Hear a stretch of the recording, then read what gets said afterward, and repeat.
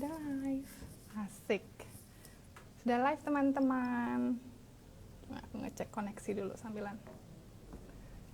Selamat sore semuanya yang di Bali dan di mana-mana. Wow. Hai Mama Triple double underscore Z. Aku triple-nya sampai aku agak-agak distracted gitu. Adrianto Mulia, Tridaya.id. Hai, 4 Media. Hai, nyaut tak Selamat sore dari lantai 2 E4 His Almond Cafe, Instagram Live sore hari ini, episode kelima. Dan masih disupport penuh sama 4 Media Production. Ada sesuatu yang lucu tadi di belakang, ada background soundnya. Keren pokoknya episode 5 ini ya. Oke, 50 menit ke depan kita bakal bahas hal-hal basic yang kalian itu pokoknya harus wajib tahu, paham tentang yang namanya pelecehan anak secara seksual. Ini jadi semacam misi pribadiku juga untuk ngebawain sesi sore hari ini sama Vera. Dan dengan sangat senang hati sekali aku kembali ngundang Vera untuk memberikan informasinya yang padat tapi gampang untuk mencernanya. Sorry bentar ya, ini timernya agak-agak untuk ngingetin aja biar nggak kelebihan tak. Oke. Nah, kalau buat teman-teman yang udah nonton IGTV Gibah with Lia 2 episode sebelumnya, pasti udah kenal nih. Kalau Vera ini sehari-harinya tuh sebagai bu bos, maksudnya operational manajernya CV Masonry. Ntar ya, aku tak komen pin sebentar ya, biar yang lain tahu nih kita lagi ngomongin apa sih gitu. Oke. Biar nanti nggak kelupaan lagi. Sip. Hai semua teman-teman yang udah join. Nah, Vera ini juga lulusan S1 dari jurusan psikologi dari Universitas Surabaya. Pernah ngejalanin dunia MA Counseling pastoral selama 2 tahun. Dan meski masih sibuk sekali buat nyelesain yang namanya tahap akhir untuk pengambilan sertifikasi counselor, Vera tuh masih punya waktu loh untuk tetap membantu sebuah yayasan pendidikan. Keren banget kan? Nah, sambil nunggu Vera untuk join live IG-nya dari Gibah with Lia, dan buat yang mungkin masih belum tahu, Gibah with Lia itu bukan gibah kita ngerumpi ya, tapi ada kependekan dari gibah itu lagi bahas with Lia gitu. Nah, aku mau nyapa dulu teman-teman yang udah join live kita sore hari ini, Jumat tanggal 7 Mei 2021. Hai teman-teman semuanya. Dari Yayan Hoho, maaf ya kalau tadi belum sempat kesebut ya, Made Charme 7, terus ini Kolaboko Working, oh nice, keren banget nih, di Bali ini lagi banyak banget dah co-working yang keren-keren. Apakah kalian salah satunya? Nanti aku mau coba ngecek Leave Me Bali, ada Hai Koko Yung, bukan Koko ngomongnya, ku ya. Terus ada Yante 7, thank you ya udah join lagi hari ini, minggu lalu juga join loh. Oke, terus ya buat yang baru join, ini 112 YN. Hai semuanya, aku tadi belum sempat nge-invite Vera. Aku invite Vera dulu ya sambil nunggu kita nge-invite. Oke. Stresnya gimana hari ini teman-teman? Oh iya, kira-kira teman-teman ada usulan topik yang mau dibahas ya? Kalau memang misalnya ada, langsung aja DM ke miminnya Gibah with Lia, nanti bisa kita langsung respon dan kita carikan untuk narasumber-narasumber yang menarik. Nah, dan juga sekalian kalau ada masukan, ada kritikan lainnya, atau mungkin ada hal-hal yang mau dipromosikan, kita siap loh untuk endorse maupun jual-jualan. Kita masih siap. Hai Vera, sudah join lo sama kita. Ini aku agak-agak, aku kayaknya agak-agak ini ya, turun sedikit. Oke. Gimana Vera hari ini? Sehat? Baik, sehat. Oke. Alhamdulillah. Alhamdulillah.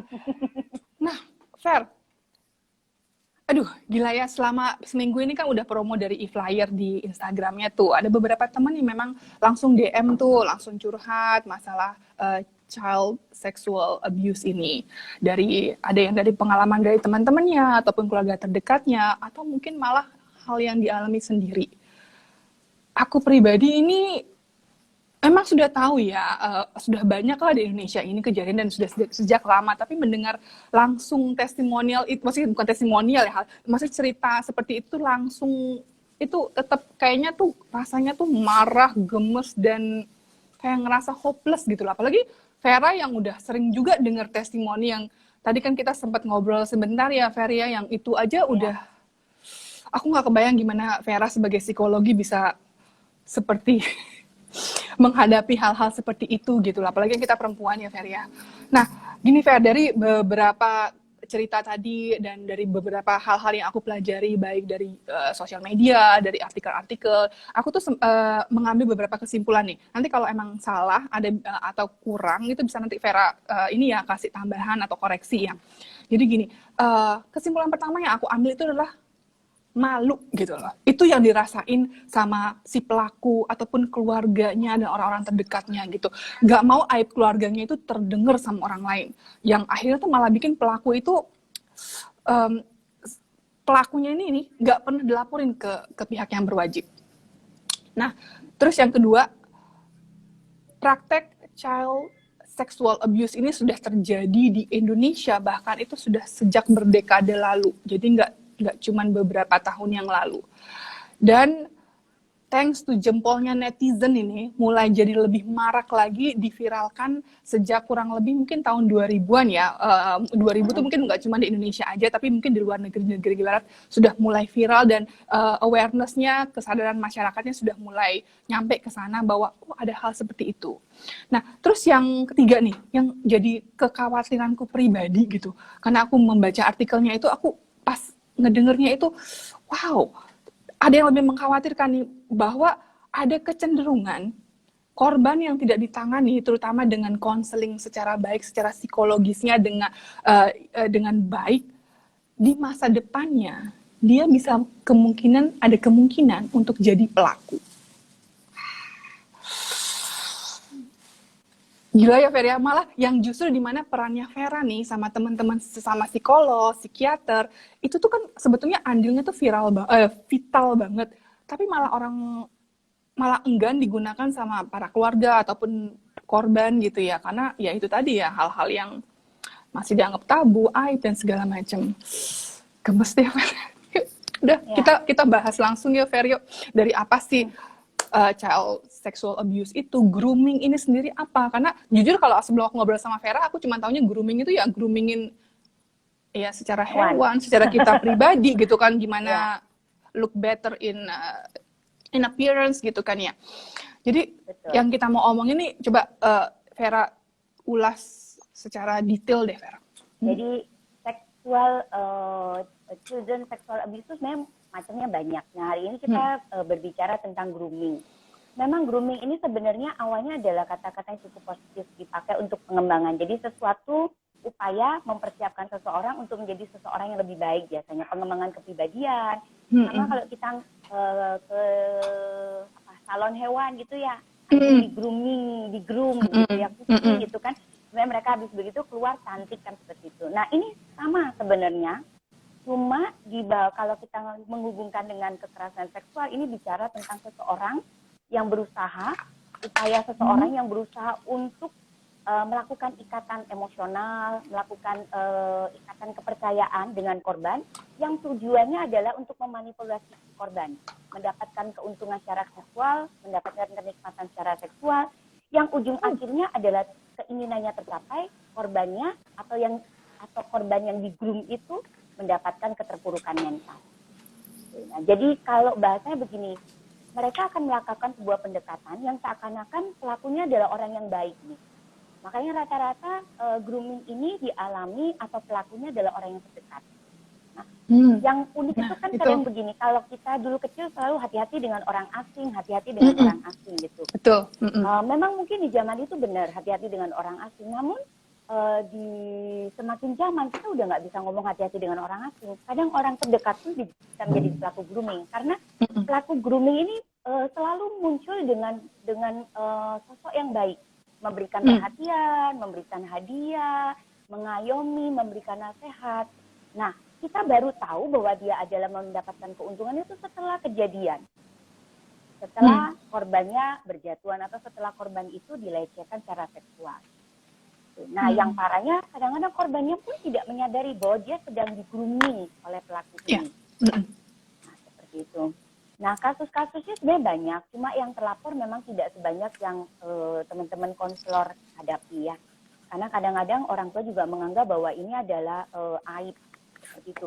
Cuma kalau tidak disampaikan kepada seperti konselor atau psikolog, itu kasihan anak itu yang berkembang menjadi remaja nanti itu pasti berpengaruh secara psikologis.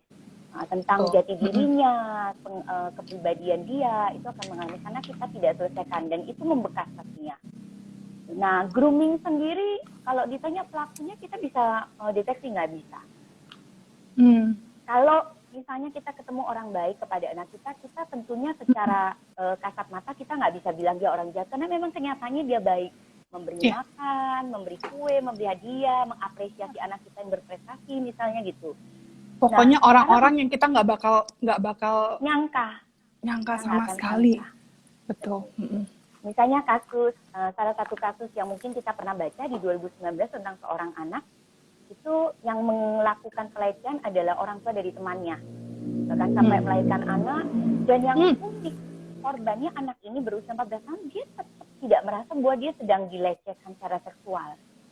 Dan waktu anak itu waktu dipisahkan untuk kembali ke orang keluarganya tidak mau. Malah dia happy malah sama dia menolak orang. keluarganya, malah happy dengan orang itu. Padahal jelas-jelas laki-laki yang melakukan tindakan itu usianya mungkin 40, sementara dia 14 tahun. Wow, 30 tahun ya bedanya. Betul. Kalau di bahasa psikologi, di bahasa undang-undang pernikahan umur 17 tahun ke atas kan. Jadi kalau anak di bawah umur 17 tahun ke atas, dianggap dia tidak bisa mengambil sebuah pilihan dan masih menjadi otoritas keluarga ataupun orang tua. Namun kenyataannya anak ini hamil. Yang keluarganya pun tidak melaporkan. Setelah melahirkan anak, kemudian kejadian anak ini diculik, baru keluarga melaporkan kepada kepolisian dengan kasus penculikan, bukan pelecehan seksual. Sampai diculik sama orang yang sama lagi, Vera? Diculik orang yang sama. Dan kasus yang dilaporkan oleh keluarga, ini kasusnya adalah penculikan, bukan pelecehan seksual. Ternyata waktu diselidiki, ternyata kisah itu sudah berlangsung di 2019 dengan menghasilkan seorang anak. Jadi kalau ditanya apakah itu cinta, itu bukan cinta. Oke. Tapi si korban merasa bahwa itu adalah cinta karena itu yang satu-satunya dia tahu. Cinta. Betul. Jadi mungkin ada kemungkinan bahwa mengapa anak ini tidak kembali kepada keluarga, mungkin dia tidak merasa nyaman di keluarga. Nah, tentunya kita kembali, anak 14 tahun itu kan idealis, kemudian maunya sendiri, dia remaja. Nah, sementara keluarga mungkin tidak mendukung atau tidak mengenal, memperlakukan dia sebagai seorang remaja. Tentunya bagi sisi orang tua ini adalah pemberontakan, tapi bagi anak ini adalah ekspresi diri. Dan ternyata dia mendapatkan itu pada si bapak ini, yang merupakan ayah daripada teman. Tantangan bagi dan sorry aku potong, kalau nggak salah itu pelaku itu dia bukannya nggak punya anak kan, dia punya anak seusia juga kan ya, Fer ya? Seusia dan temannya berteman dengan anak ini. Kok bisa gitu ya? Ya benar, tapi kalau kita mau pikirkan kok bisa itu yang memang nggak bakal pernah masuk ke akal sehat kita sih ya, benar ya, Fer ya? Betul. Nah, kan pertanyaannya terus bagaimana emangnya kita harus ngikutin anak remaja kemana-mana? Itu karena gini, grooming ini sebenarnya tidak hanya berlangsung di dunia nyata kan, kita bisa melalui media sosial itu terjadi grooming. Nah, iya Facebook, kan kita juga sering tuh ya, dengar tuh banyak yang diajak chat dulu lah, diajak pacaran secara sosial media begitu secara ya. Sosial media online, diberikan hadiah, dikirimin pulsa misalnya. Dipuji-puji, wah kamu begini begitu. Betul.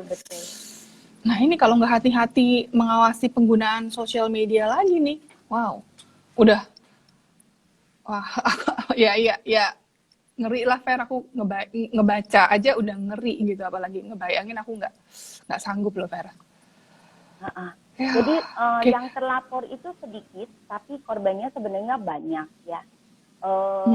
Memang rata-rata yang melapor adalah orang tua, bukan anaknya, karena anaknya tidak menyadari bahwa dirinya sedang menjadi korban. Nah, sebenarnya siapa pelaku grooming atau kita sebut groomer itu siapa? Siapa saja bisa menjadi pelaku dan kita tidak bisa mendeteksi secara kasat mata. Dan Nah, dan kalau kan kadang apalagi sorry aku potong, anak-anak teenager gitu ya. Itu kan kayaknya kesannya keren kalau dia berpacaran sama orang yang lebih tua. Nah, eh, apa ya?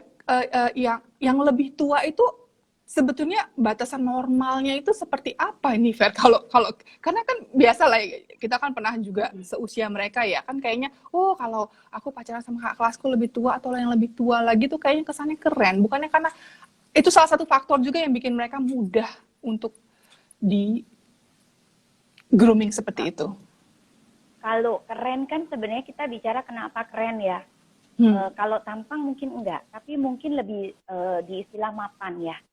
Jadi Oh, anak remaja itu kan okay. sebenarnya butuh kepengen dandan, kepengen punya handphone, eksistensi dirinya kepengen ditonjolkan. Sementara mungkin keluarga tidak menangkap bahwa itu menjadi sebuah kebutuhan. Nah, kalau dia bertemu dengan orang lain yang lebih tua, tentunya mapan. Dia nggak mau pacaran sama anak SMA.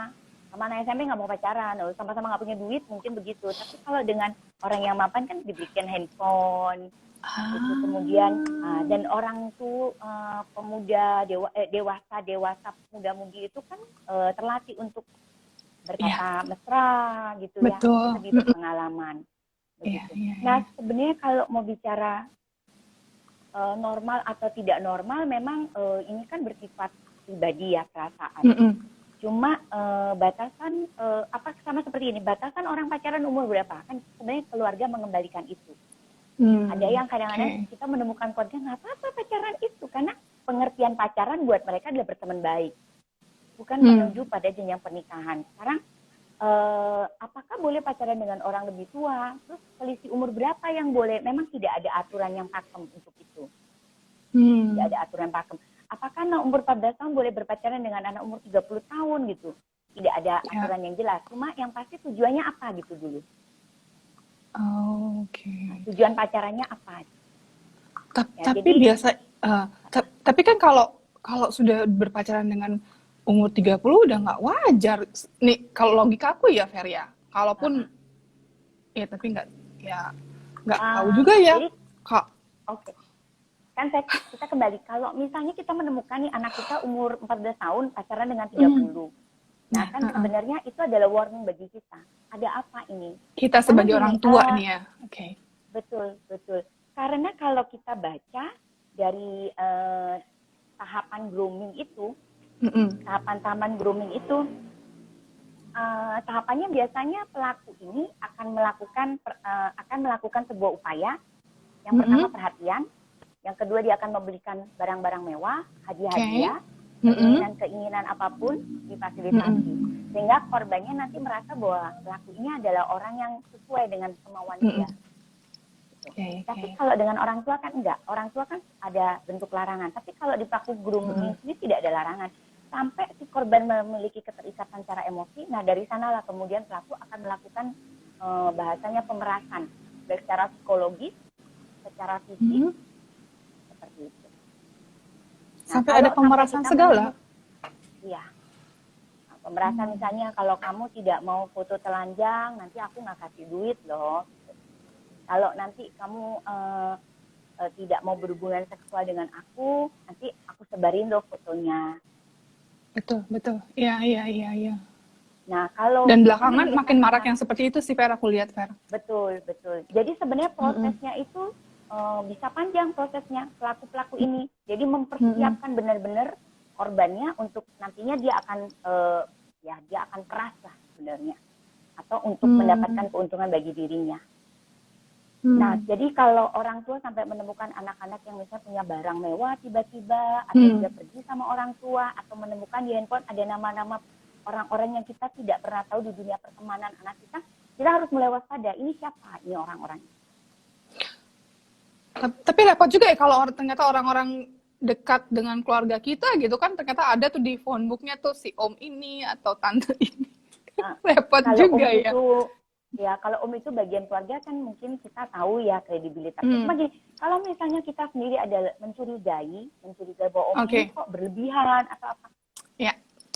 Aku pikir gini, Li, itu kan anak kita ya, kita punya otoritas. Dan anak kita itu sebenarnya bisa diberikan pengertian secara seksual. Pendidikan seksual itu penting untuk disampaikan kepada mereka. Nah, Fer, mumpung kita ngomongin ini, Nah, sebaiknya orang tua itu mulai mengajarkan pendidikan seksual itu sejak umur berapa, Fer? Seidealnya?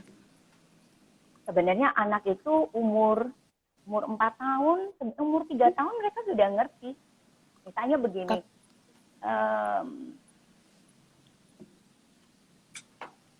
umur 4 tahun itu mereka mengerti begini, ini adalah alat kelamin perempuan. Kenapa kok beda dengan kakak gitu misalnya. Oke. Nah, Atau kakak punya itu alat kelamin laki-laki, namanya penis. Kalau punyamu vagina, itu sudah tahu mereka. Jadi mereka tuh ngomong burung gitu, burung kan banyak orang kan menurut mereka haid ngomong penis, enggak lah, itu memang bahasa yang benar, yang nggak benar tuh sebenarnya burung itu yang nggak benar gitu. Nah, Oke, jadi diingat itu ya. kita nih salah kata kadang-kadang. Betul, Jadi nggak betul. sopan kalau ngomong penis, yang sopan tuh ngomong burung, salah, yang sopan tuh ngomong penis. Vagina, mereka ngerti. Anak umur 4 tahun sekarang sudah mulai harus diajarkan nggak baik loh keluar kamar mandi tanpa pakai anduk. Ya. Tapi kan Terus mengajarkan kadang orang tua sendiri juga sih suka iseng ya, anaknya lagi setengah bugil gitu di foto terus diposting di sosial media. Gemes lah aku ngeliat ya yang kayak mungkin gitu. memang lucu ya kelihatannya, tapi kan ya kasihan ya anaknya. Kita kan nggak tahu ada predator comot foto gitu ya. Comot foto, kemudian anak kita bertumbuh besar gitu baru menemukan fotonya diedarkan, kan kasihan sebenarnya. Pasti ada dampaknya lah. Kita mau secuek-cuek bagaimana itu ada dampak. Betul. Nah, tadi tahapannya itu berikutnya lagi apa, Fer? Tahapan grooming itu biasanya pelakunya tuh menentukan korban dulu. Ditentukan, terus kalau di sini dia akan membujuk korbannya, mempercayai dirinya sebagai sosok yang bisa melindungi. Kemudian berikutnya dia akan menjauhkan anak ini, korban ini dari keluarga. Jadi sampai mengintimidasi bahwa keluarganya nggak baik loh, papa mamamu nih salah nih. Harusnya papa mamamu ini dukung kamu nih. Wah bener papamu nih, nggak beres papa mamamu. Jadi anak akan merasa bahwa dia didukung. Nah, jadi anak mulai merasa bingung, yang mana yang benar? Oh yang benarnya ini, yang salah tuh papa mama. Apa mirip sekali dengan brainwashing gitu ya, cuci otak ya? Cuci otak mungkin ya, tampaknya sama. Cuma kalau cuci otak mungkin hanya berupa ucapan. Kalau ini sampai ke perilaku. Jadi perilakunya itu memberikan hadiah, terus memberikan minta uang diberi. Gitu. Apa yang dilarang oleh orang tua itu yang dilakukan oleh pelaku. Nah, apalagi bertemu dengan remaja, korbannya kan sebenarnya banyak yang remaja nih korbannya, korban-korban ini. Jadi merasa didukung, karena anak remaja itu perlu dukungan. Kadang-kadang bahasanya gini, sekalipun dia salah, kita tetap mendukung dia. Oke, mama tahu pilihan kamu tidak sama dengan mama, tapi mama dukung deh. Karena gini, anak remaja itu unik. Kalau nggak ngerasain nggak kapok. Kita pernah remaja ya, nggak boleh, coba dulu gitu kan. Kecentok tuh, iya ya gitu. Jadi memang kita izinkan dia untuk mengalami, kemudian kita bahasanya nampani. Oh oke, nanti kalau terluka kita obatin dia. Kemudian ada lagi mulai melakukan isolasi terhadap korban. Jadi setelah dia memenuhi kebutuhannya, kita mengisolasi korbannya. Pelakunya akan melakukan itu. Kamu nggak boleh ya bertemu dengan Lia, kamu nggak boleh bertemu dengan Vera. Terus mulai mengintimidasi, Vera itu kurang baik loh. Jadi akhirnya dia merasa bahwa teman satu-satunya ada pelakunya. Jadi semakin mudah lagi di brainwash terus ya, karena udah dicengkram begitu ya. Betul, dicengkram dan dimiliki. Nanti perilaku tahapannya adalah mulai ada sentuhan-sentuhan yang berbau erotis. Dipeluk, kesannya sayang. Nah, pencegahannya salah satunya mengajarkan anak pelukan yang sayang dengan pelukan erotis itu berbeda. Itu harus sedini mungkin diajarin ya. Betul. Kemudian anak diajarkan pencegahannya memang kita harus sering memberitahu mereka. Sejak kapan? Sejak mereka dini. Jadi kalau dipeluk, pelukan yang erotis, pelukan yang bernafsu, mereka merasakan sebenarnya. Kemudian mengajarkan anak untuk menolak. Aku tidak suka, aku tidak mau dipeluk, aku tidak mau disentuh. Tadi kan kita sempat ngobrol tuh, Fer, yang Bahkan ketika kita udah punya kayak suatu apa ya, intuisi atau punya ada satu perasaan kayak kok ada yang salah gitu, itu sudah harusnya sebagai untuk si anak-anak ini harus diajarkan bahwa kamu harus lapor atau kamu harus cerita. Itu adalah Betul. apa, alarm dari badan untuk memberitahu kita gitu ya. Betul, betul. Jadi ada caranya, salah satu itu percayai perasaanmu. Karena perasaan kita ini kan sebenarnya baik. Kita sebagai manusia semuanya punya perasaan baik. Kenapa kita sampai mempunyai perasaan yang baik? Karena ada informasi-informasi dan kita kemudian diajarkan untuk menyaring, berhikmat, mana yang baik, mana yang enggak gitu. Menimbang sebenarnya. Nah, jadi kita percaya perasaanmu. Kemudian mengajarkan anak ini lagi satu yang penting. Jangan pernah ada rahasia tentang orang lain. Artinya gini, mama dengan kamu tidak boleh ada rahasia nih tentang orang lain. Kamu tidak boleh merahasiakan apapun hubunganmu dengan orang lain. Mau dengan teman, mau dengan orang siapa. Itu challenging juga untuk orang tua itu. Orang menjadi tua, teman, betul, menjadi betul. teman untuk anak. Iya, iya. Betul. Kenapa banyak kasus ini dialami oleh anak remaja? Karena banyak orang tua yang tidak menjadi teman bagi anak-anaknya. Jadi kalau waktu anak-anak kita kecil, kita nih punya otoritas. Kita lebih tinggi lah secara posisi mungkin kita anggap. Tapi begitu anak remaja, posisi kita harusnya turun, anak mulai naik. Jadi kita menganggap dia teman dan dia menganggap kita teman. Tanpa mengurangi respek dan rasa hormat ya, hubungan antara orang tua dan anak. Gini, kalau anak-anak kan nggak pernah remaja, orang tua pernah remaja. Jadi memang resepnya adalah orang tua belajar kembali mengingat masa remajanya. Jadi bukan anak-anak yang belajar menjadi orang tua, karena mereka nggak ngalamin itu. Kita udah pernah ngalamin. Betul. Benar-benar. Nah, ini yang banyak dialami orang tua. Jadi merasa bahwa, anak remaja nggak tahu apa, zaman sekian, zamanku dulu. Zaman dulu nggak sama sama zaman sekarang. Dan memang harus orang tua yang lebih paham, lebih berusaha memahami mereka. Betul, betul. Kemudian menciptakan lingkungan yang mendukung. Ya itu tadi, anak remaja tidak bisa diberitahu tidak boleh, boleh. Jadi kalau istilahnya begini, kalau kita bilang tidak boleh, mereka pasti akan kerjakan. Nah, kita bisa memberikan, oke, kamu boleh lakukan, kamu gagal, kamu berhasil, mama tetap mendukung kamu. Apapun yang kamu pilih, mama siap dengan itu. Jadi artinya kalau anak itu jatuh, kita siap untuk menangkap mereka dan menyembuhkan mereka. Atau menjadi penghibur bagi mereka. Memang nggak gampang, tapi itulah kesempatan kita. Kesempatan kita bersama remaja kita kan juga nggak lama sebenarnya, Eli. Betul. Kan 20 sudah mereka.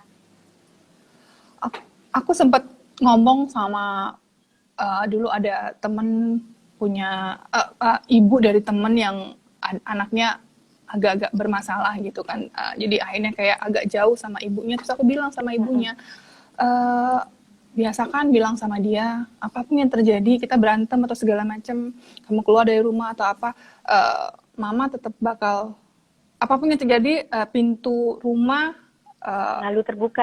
selalu terbuka untuk kamu. Jadi dia akan selalu berani untuk pulang ke rumahnya dan kembali ke orang tuanya. Betul, betul. Mengajarkan anak terbuka itu penting sejak dini.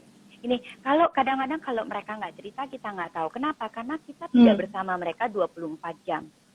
Apalagi dan memang ibu-ibu yang bekerja. Kadang kita nggak bisa bilang gejala ya, tapi apalagi kalau mereka sudah jadi korban gitu kan, terkadang perubahan itu kita mungkin nggak ngerasa, cuma ngerasa paling lagi masa inilah, biasa anak remaja. Pasti kita orang tua kadang gitu, karena saya juga kan dulu pernah remaja ya dibegituin juga gitu kan, atau mendengar. Sebenarnya kalau kita bahas tentang grooming itu ada gejala. Maksudnya gejala itu memastikan bahwa anak kita ini kena grooming atau tidak. Sebenarnya juga tidak bisa dikatakan benar anak ini kena grooming, tapi minimal gejala itu bisa membuat kita bertanda tanya besar. Ada apa dengan anak kita? Misalnya gini, dia tiba-tiba menjadi sosok yang sensitif, suka marah. Dulu enggak. Terus dia punya di gadget, dia makin sering sekali menggunakan gadget dan menelepon dengan sembunyi-sembunyi. Dulu enggak, kita harus mulai curiga. Kemudian dia menyimpan nama-nama orang yang kita nggak pernah tahu di dunia pertemanan anak kita. Kita juga harus mulai curiga. Memang tidak selalu itu adalah tentang grooming. Bisa jadi dia narkoba, bisa jadi dia melakukan aktivitas-aktivitas lainnya gitu. Bisa. Tapi minimal dengan gejala itu kita mulai warning ada apa dengan anak kita. Kemudian terus dia punya menyimpan identitas orang tua yang sebenarnya orang tua ini siapa gitu, bukan tantenya, bukan omnya. Kemudian ada satu temanku malah lucu. Jadi dia punya password anaknya, Instagramnya, karena anaknya remaja.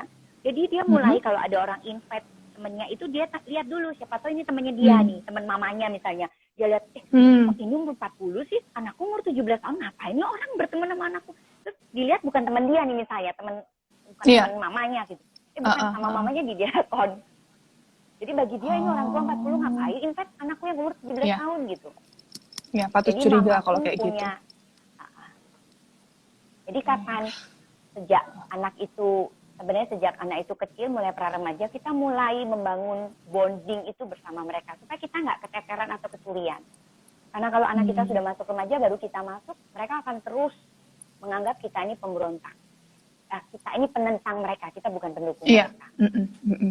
Nah, Fer kan kalau yang di slide di feed-nya Gibah with Lia itu kan sempat kita kasih 4 contoh-contoh kejadian kasus tuh. Nah, yang nomor 2 yang normalisasi nih, Fer. Tadi kan memang sempat kita bahas lagi, tapi kita bahas lagi untuk teman-teman ya. Jadi kalau misalnya dari kejadianku pribadi gitu, aku melihat dulu pada saat kecil nih, masih belum SMP deh kayaknya. Jadi sering kan pulang kampung gitu ke kampungnya jauh lah pokoknya di utara sana gitu. Nah, ada satu paman gitu kan. Dia juga ada istrinya, anaknya 3, seumuran sama kita semua gitu kan, sama saya gitu, sama aku lah pokoknya seumuran. Tapi hobinya itu ya gitu, suka meluk-meluk, terus dipegang-pegang boobsnya, teteknya nih, dipegang-pegang, terus dipakai kayak bercandaan gitu. Kamu loh, sini, terus dipegang.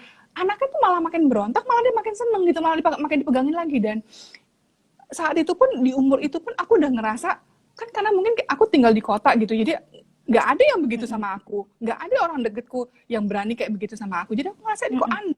Cuman karena akhirnya dia bikin kayak jadi kayak seolah-olah itu kayak bercandaan, dan orang sekitar yang orang dewasa sekitarnya juga menertawakan bersama-sama gitu loh. Jadi seolah-olah dia yang benar, kamu yang nggak benar gitu ya, karena kamu nggak mau dipeluk. Iya, dan apa ya, orang sekitar itu loh gimana kok dibiarkan, tapi memang kalau kasusnya banyak yang seperti itu, jadi dianggap itu adalah sesuatu yang wajar gitu loh. Yang justru kalau kita yang protes, kamu tuh berlebihan deh gitu. Ini kan cuma bercandaan. Betul. Biasanya aku digituin, Fer. Nah, gimana tuh, Fer? Gini, kalau jadi kita harus melihat bahwa sekalipun itu bercanda, aku pikir banyak candaan yang harusnya kita bisa pakai tanpa kita harus melakukan rabaan. Apalagi yang diraba itu adalah bagian yang seksual ya, sensitif lah secara seksual. Pantat lah, pantat, leher, kucing susu gitu ya, pinggang, gitu ya. Karena gini, memandikan anak aja menurut aku sekarang mungkin ayah-ayah udah nggak boleh tuh mandikan anak umur 4 tahun mungkin ya. Kalau itu versinya Vera. Ya, itu kalau aku 4 tahun anak udah nggak boleh mandi sama papa. Anak juga udah mulai diajarkan tidak telanjang, lari-lari begitu. Makanya kalau mereka tidak diajarkan dini, mereka akan terus menganggap itu sebuah kebenaran. Nggak apa-apa, toh keluarga sendiri, ayah sendiri gitu. Nah, jadi kalau yang seperti itu kejadian dan kan tadi tak bilang Li, percayai perasaanmu. Jadi kalau kamu nggak nyaman, itu perasaanmu yang benar. Dan kalau membayangkan mungkin anak-anak itu juga merasakan perasaan yang nggak nyaman. Cuma mereka tidak bisa mengatakan itu. Karena mungkin zaman itu juga kita nggak tahu istilah grooming. Iya. Zaman itu mereka nggak nganggap itu sebuah pelecehan. Mungkin juga. Atau memang Bapak itu memang melakukan pelecehan, kita juga nggak tahu gitu. Jadi, tapi kalau sekarang kita harus, daripada terjadi, lebih baik kita dari awal melakukan tindakan preventif. Karena kalau kita tidak lakukan kejadian, sebenarnya kalau malu sih itu kan urusan anak ya, sebenarnya bukan malu, kasihan anaknya yang mempunyai membawa beban itu seumur hidup sampai dia nantinya menikah punya anak itu akan dibawa. Betul. Yang kayak ya yang tadi Vera juga sempat cerita temannya itu ya. Nah, Betul, Ver, betul. ini kalau itu kan tadi preventif. Kalau misalnya sudah kejadian ini, karena kan kalau yang dari kasus yang lainnya lagi itu kan malah yang Vera cerita si anak malah nggak mau balik ke rumah orang tuanya. Jadi orang tua harus gimana dong untuk menangani permasalahan ini gitu? Ya. Kayak dunia udah kebalik Jadi gitu kalau yang memang si pelaku yang benar, kita yang salah gitu. ya. Kalau yang kasus seperti di 2009 anak itu dia waktu mau dipulangkan kepada keluarga dia tidak mau, kemudian dinas sosial yang menangani, kemudian mendapatkan beberapa penanganan secara terapi. Karena gini, kalau kita tanya di masyarakat umum sudah pasti pelaku itu salah gitu. Nah, Betul. kenapa anak ini menganggap orang itu benar? Berarti ada sebuah konsep yang dipercaya bahwa pelaku ini benar, ayah ibunya yang tidak benar gitu. Nah, itulah yang dilakukan oleh dinas sosial sebenarnya. Mengubah mindset seorang anak, mengubah pemikiran seorang anak bahwa dia itu sedang diperalat, sedang dimanfaatkan, sedang dimanipulasi. Memang akhirnya ya orang tua harus menerima kenyataan bahwa anaknya mengalami terapi itu. Dan memang setahu saya anak itu dijauhkan dulu dari orang tua. Nah, apa yang terjadi jika kita menemukan anak kita mengalami itu? Ya, tentunya kita tidak bisa menangani anak kita karena anak kita tidak percaya kita. Penyembuhan psikologi bisa dijalankan jika anak memiliki trust. Kalau Rasa anak sudah percaya. nggak trust sama orang tua, betul. Dan orang tua ini kan banyak bias, selalu menganggap dia yang salah. Kita nggak pernah salah, kan begitu ya, orang tua tuh ada sisi yang begitu. Sekalipun kita berusaha objektif, kita tetap bukan orang yang objektif. Memang sebaiknya dibawa ke psikolog atau dibawa ke konselor. Karena konselor dan psikolog itu orang yang objektif, tidak pernah terlibat di dalam lingkup anak tersebut. Iya, dan mungkin malah lebih bisa untuk bukan korek-korek, ya bertanya-tanya, menggali apa sih sebetulnya yang menjadi triggernya gitu ya, kenapa sih kok sampai dia mau sama si korban. Jadi sebetulnya memang hari gini gitu loh, psikolog, psikiater itu bukan tabu gitu loh, itu adalah seperti kayak kalian ke dokter gitu ya, mencari ya ini ada problemnya penyakit A ya diobatin ke dokter A juga gitu kan ya. Sama dengan psikolog dan psikiater ini. Dan yang pasti aman. Karena tidak ada intervensi, tidak ada hubungan dengan kita. Mereka kenal kita hanya dalam kasus itu. Dan sudah ada kode etiknya dari psikolog maupun psikiater bahwa cerita korban tidak akan pernah keluar dari ruang praktek gitu kan ya. Betul. Kalau cerita sama tante pasti ada bias. Kamu yang nggak nurut. Begitu. Kalau tantenya nggak cocok sama mamanya, iya mamamu yang nggak benar gitu. Jadi kita cari yang saling ngompol. Betul. Iya. Nah, Fer, tadi pengobatannya memang salah satunya adalah ke psikiater, ke psikolog gitu ya. Pokoknya harus ada yang diajak. Ya? Psikolog ya, bukan psikiater. Jadi bukan psikiater. Ya. Oke. Dan pokoknya dia harus berbicara dengan orang lain, mah. Jadi unek-unek itu harus bebannya di hatinya dia itu harus keluar gitu kan, Fer ya. Iya. Dan psikolog, konselor itu ada teknik biasanya untuk memberikan sebuah pertanyaan sehingga nantinya klien bisa berbicara dengan lebih terbuka. Dan tentunya dia pasti lebih percaya. Karena di dalam prosesnya psikolog atau konselor itu akan membangun trust di awalnya. Sehingga klien bisa bercerita dengan bebas. Okay. Nah, kalau kasusnya misalnya, ini kebanyakan nih kayak cerita sama temanku yang cerita gitu, ditutupin, Fer. Jadi nggak mau pokoknya, sudah ini kejadian akhirnya diselesaikan secara kekeluargaan gitu ya, akhirnya nggak tahu si pelaku diapain, pokoknya lah apa yang terjadi gitu ya, sama keluarga akhirnya diputuskan, oke, udah nggak ada lagi yang harus dibicarakan, nggak boleh ada lagi yang membicarakan masalah ini, permasalahan selesai di sini. Nah, kalau udah kayak begitu si korban nggak dikasih ke psikiater, dia nggak dikasih ngomongin masalah itu, dia anggap bahwa hal itu tidak ada, gimana nasibnya si korban kalau begitu ya, Fer ya? Kalau data sih tidak ada ya, data yang orang mengalami pelecehan kemudian tidak datang apa yang terjadi. Tapi kalau lihat beberapa kasus itu akan dibawa sampai dia menikah, memiliki sebuah konsep yang tidak benar tentang sebuah pernikahan, kemudian punya konsep tentang kepercayaan diri. Jadi efeknya banyak sekali. Dan nanti si korban juga nanti punya anak, dia juga ke anaknya hubungan sama anak juga bisa jadi ada masalah. Betul.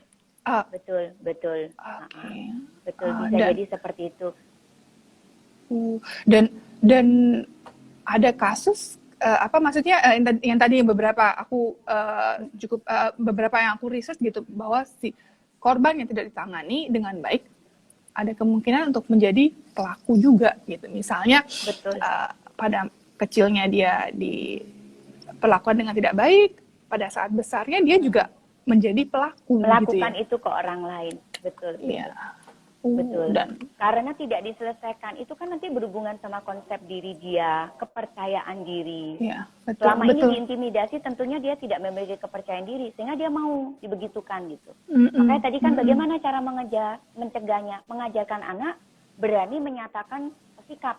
Aku tidak suka Mm-mm. kamu ini, aku tidak suka ini. Kemudian mengajarkan bahwa tubuhmu milik pribadi, dan Mm. itu cuma punyamu. Tidak punya Wah, papa, tidak punya mama gitu. kalau zaman kita Jadi mah tidak agak ada. susah kayak gitu ya, Fer ya. Kan kita suka nggak enakan gitu loh. Aduh, ini kan dia lebih tua gitu. Mau ngomong tuh kayak sungkan gitu. Ya, ya kayak kasus Cipika-Cipiki itu ya yang kita ngobrol-ngobrol tadi kan. Iya, heeh. Ya kan, Cipika, Cipiki, terus peluk gitu. Kalau Mm-mm. selama Kalau kita nggak nggak kenal. nyaman, Mm-mm. kita nggak nyaman, kita harus mulai perasaan dan kita harus ngomong, aku nggak suka kamu begini. Iya. Kan Nah itu harus kalau berani pick up itu ya. berani menyatakan sikap, betul, betul. Mm-mm. Nah memang sebaliknya ada orang yang nyaman begitu ya, oke, itu kamu, tapi tidak untuk aku. Mungkin bagi dia oke, dan itu kepercayaan diri dia tidak berkurang, ya nggak apa-apa. Hmm. Wah, seandainya kalau udah Indonesia sudah seperti di luar negeri gitu ya, bahwa pelaku sexual abuse gitu ya, itu sudah di kalau di luar negeri kan mereka itu sudah ada semacam apa ya, dikasih listnya, oh ini dia sex offender gitu Termasuk, misalnya. ya. Dia tidak Um, ketika dia keluar dari penjara, dia sudah ada hukumnya bahwa aturannya dia tidak boleh berada radius sekian dari anak-anak misalnya begitu kan.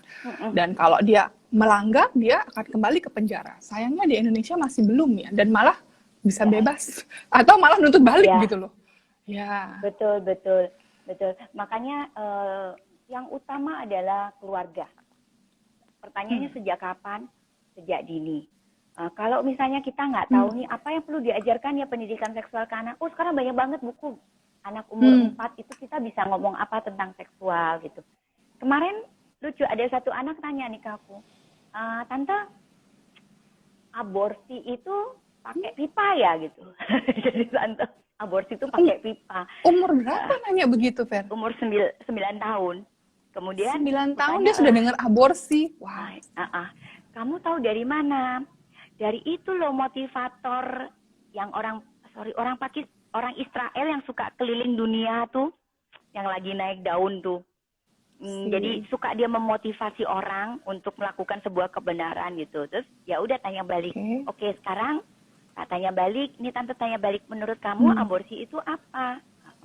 Jadi dia tahu aborsi itu di dalam itu isi adik. Karena adiknya nggak mau dibuang, disedot pakai pipa. Benar nggak itu tante? Itu. Nah kita bisa masuk sebenarnya. Menurut kamu kenapa dia harus aborsi? Gitu. Ya itu tante, kenapa ya? Kan itu adik, harusnya kita sayang. Gitu. Mulailah kita ngajarin dia tentang konsep pernikahan. Ingat ya, hubungan seksual boleh dilakukan saat kita sudah menikah. Nanti begini. Jadi anak itu sebenarnya sudah punya insting. Di usia-usia tertentu, informasi mereka terima, mereka ngomong. Ini kebetulan anak yang terbuka. Tapi apakah menunggu anak terbuka? Enggak, kita bisa menggunakan quality time kita untuk ngobrol dengan mereka. Sayangnya kita sibuk. Kita pikir anak remaja itu, kecil sudah diajarin kok, baik, remaja udah pasti oke. Betul. Kita kawal mereka sampai mereka cukup mengambil sebuah keputusan untuk nantinya gitu.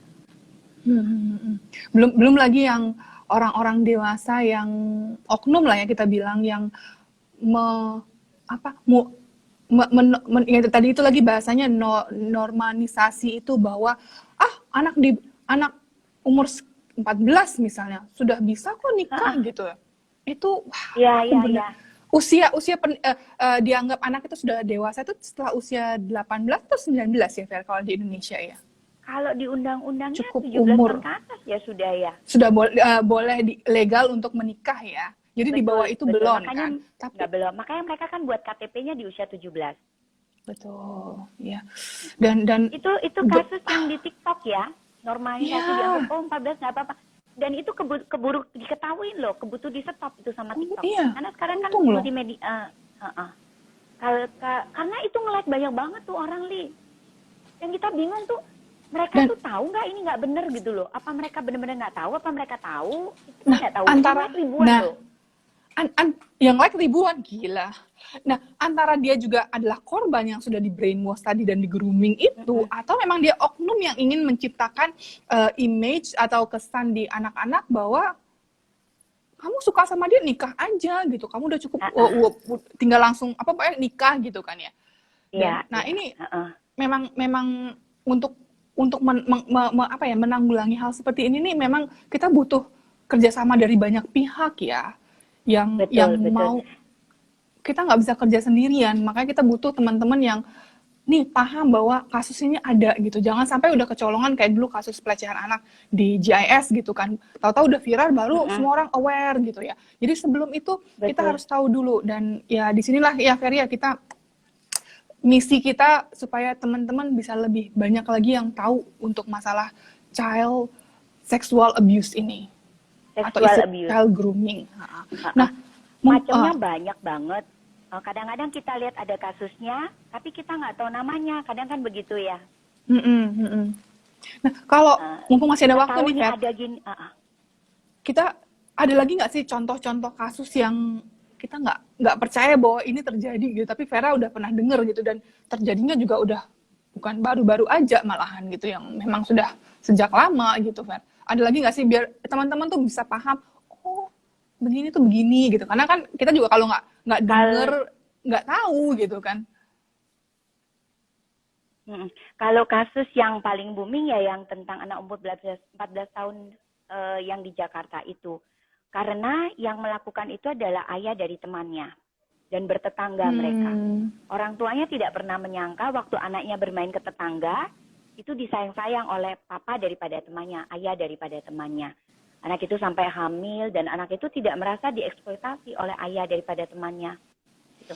Jadi kalau dilihat dari kejadiannya, ada kemungkinan bahwa anak ini menjadikan orang tua temannya itu pelarian. Dia tidak mendapatkan dukungan di rumah, dia mendapatkan apresiasi di temannya punya ayah.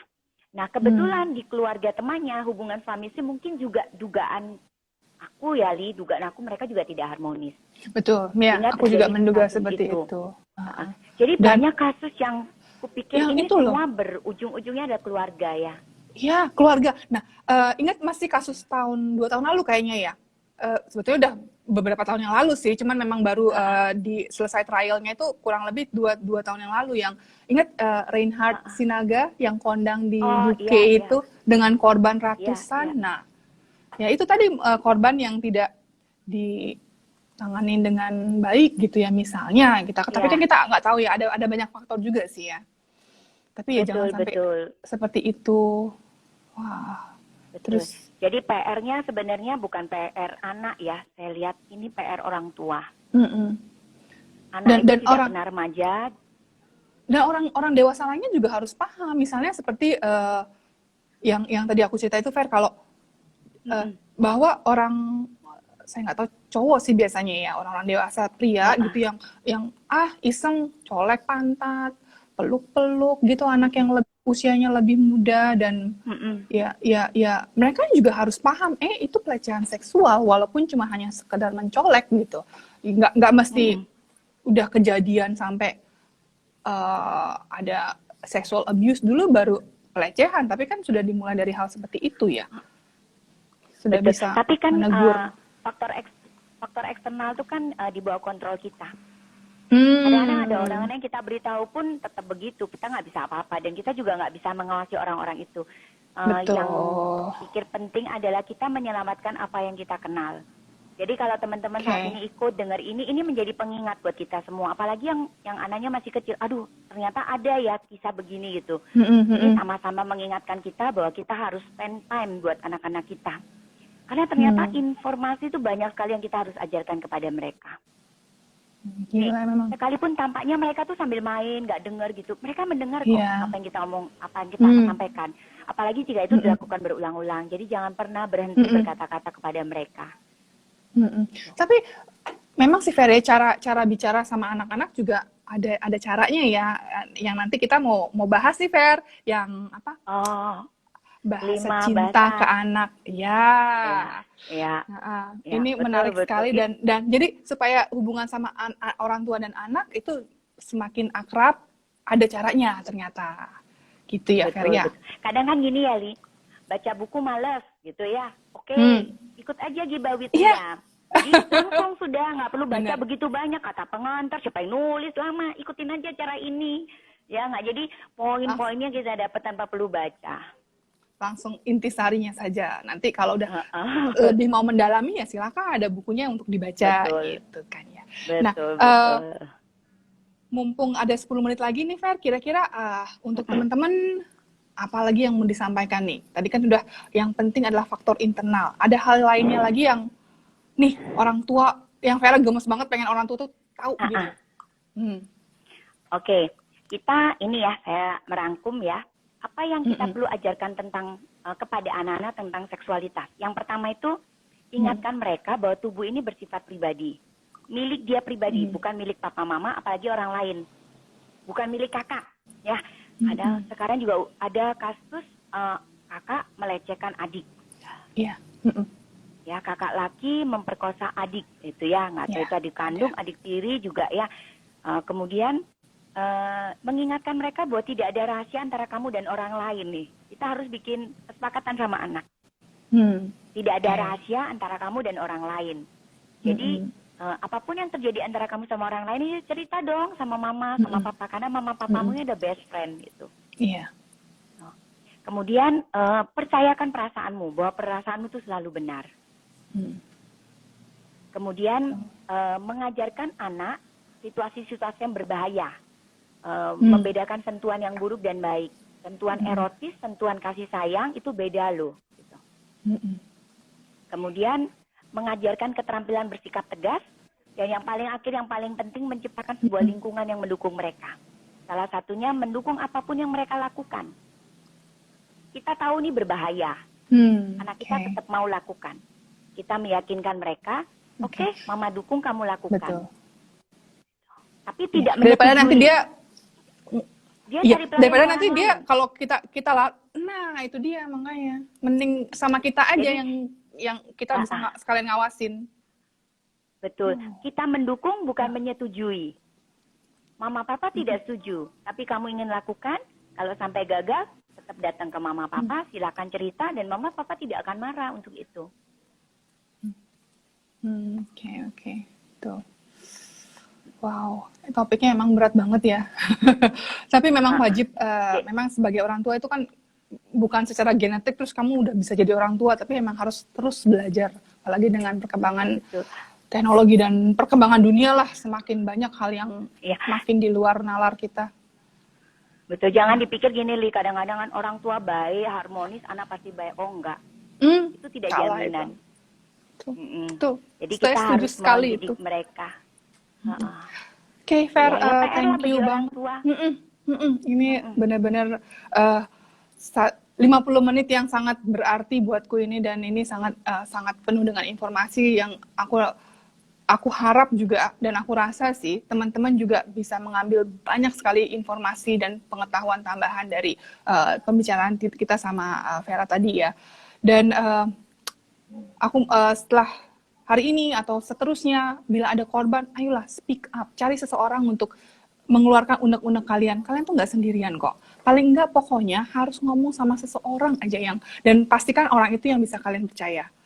Nah, buat teman-teman juga, aku harap mulai sekarang jangan lagi menghakimi para korban.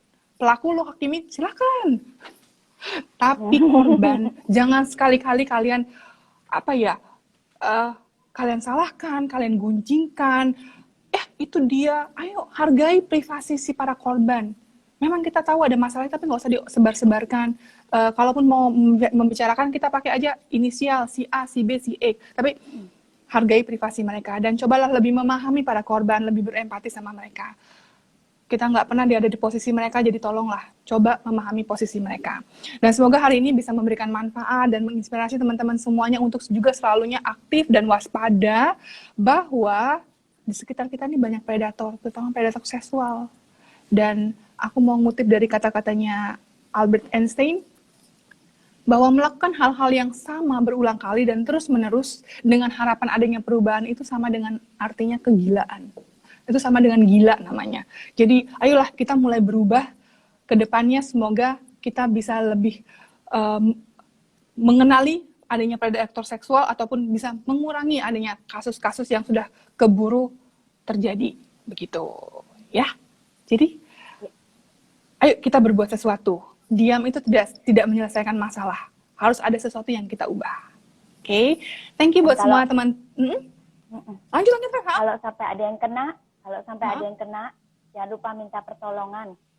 Selalu ada harapan. Ya, bukan berarti dunia runtuh, banyak penolong yang akan datang dan menolong kita melewati masa susah itu. Betul, thank you Vera, dan thank you buat semua teman-teman yang udah join di live Instagram ini, dan nanti buat teman-teman yang belum sempat, bilang sama teman-temannya bahwa Instagram TV-nya, IGTV-nya sudah tersedia di Instagramnya Gibah with Lia. Terima kasih juga buat semua teman-teman yang di Empat Media Production dan Efortis Almond Cafe, dan terutama juga buat narasumberku hari ini, Vera Effendi. Terima kasih ya sudah memberikan kita pencerahan yang lebih dalam lagi untuk masalah child sexual abuse ini. Dan semoga hari ini bisa memberikan manfaat, dan